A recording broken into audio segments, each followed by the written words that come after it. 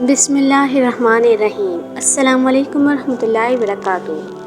ذوالقرنین جن کا ذکر قرآن مجید میں موجود ہے، اللہ تعالیٰ نے ان کو پوری روئے زمین کی بادشاہی عطا فرمائی تھی۔ ذوالقرنین کے 3 سفر۔ قرآن مجید میں حضرت ذوالقرنین کے 3 سفروں کا حال بیان ہوا ہے۔ ہم قرآن مجید ہی میں سے ان تینوں سفروں کا حال بیان کرتے ہیں، جن کی روایات بہت ہی عجیب اور عبرت خیز ہے۔ پہلا سفر۔ حضرت ذوالقرنین نے پرانی کتابوں میں پڑھا تھا کہ سام بن نوح علیہ السلام کی اولاد میں سے ایک شخص آب حیات کے چشمے میں پانی پی لے گا تو اس کو موت نہ آئے گی۔ اس لیے حضرت ذوالقرنین نے مغرب کا سفر کیا۔ آپ کے ساتھ حضرت خضر علیہ السلام بھی تھے۔ وہ تو آب حیات کے چشمے پر پہنچ گئے اور اس کا پانی بھی پی لیا، مگر حضرت ذوالقرنین کے مقدر میں نہیں تھا، وہ محروم رہ گئے۔ اس سفر میں آپ جانب مغرب روانہ ہوئے تو جہاں تک آبادی کا نام و نشان ہے وہ سب منزلیں طے کر کے آپ ایک ایسے مقام پر پہنچے کہ انہیں سورج غروب کے وقت ایسا نظر آیا کہ وہ ایک سیاہ چشمے میں ڈوب رہا ہے، جیسے کہ سمندری سفر کرنے والوں کو آفتاب سمندر کے کالے پانی میں ڈوبتا نظر آتا ہے۔ وہاں ان کو ایسی قوم ملی جو جانوروں کی کھال پہنے ہوئی تھی، اس کے سوا کوئی دوسرا لباس ان کے بدن پر نہیں تھا، اور دریائی مردہ جانوروں کے سوا ان کی غذا کا کوئی دوسرا سامان نہیں تھا۔ یہ قوم ناسک کہلاتی تھی۔ حضرت ذوالقرنین نے دیکھا کہ ان کے لشکر بے شمار ہیں اور یہ لوگ بہت ہی طاقتور اور جنگجو ہیں، تو حضرت ذوالقرنین نے ان لوگوں کے گرد اپنی فوجوں کا گھیرا ڈال کر ان لوگوں کو بے بس کر دیا۔ چنانچہ کچھ تو مشرف با ایمان ہو گئے اور کچھ آپ کی فوجوں کے ہاتھ سے مقتول ہو گئے۔ دوسرا سفر۔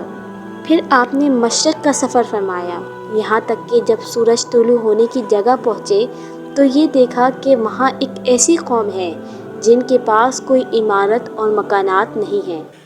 ان لوگوں کا یہ حال تھا کہ سورج طلوع ہونے کے وقت یہ لوگ زمین کے غاروں میں چھپ جاتے ہیں اور سورج ڈھل جانے کے بعد غاروں سے نکل کر اپنی روزی کی تلاش میں لگ جاتے تھے۔ یہ لوگ منسک کہلاتے تھے۔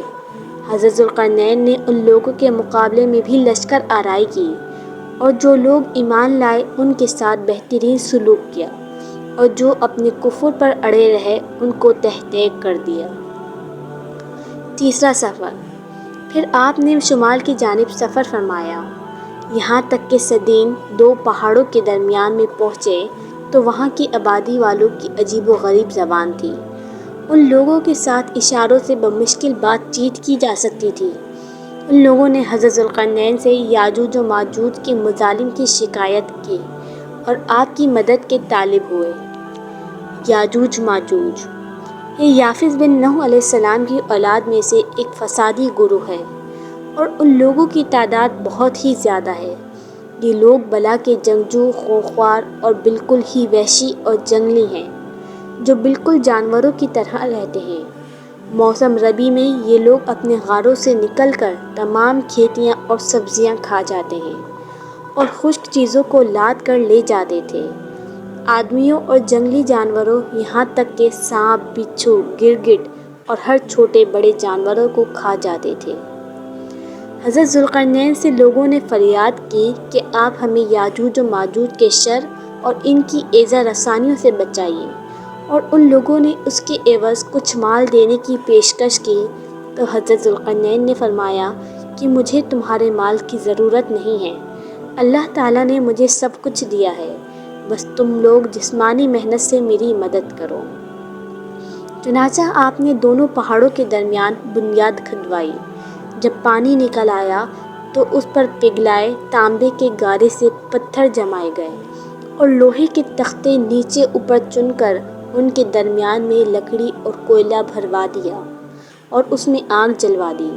اس طرح یہ دیوار پہاڑ کی بلندی تک اونچی کر دی گئی اور دونوں پہاڑوں کے درمیان کوئی جگہ نہ چھوڑی گئی۔ پھر پگھلایا ہوا تانبا دیوار میں پلا دیا گیا، جو سب مل کر بہت ہی مضبوط اور نہایت مستحکم دیوار بن گئی۔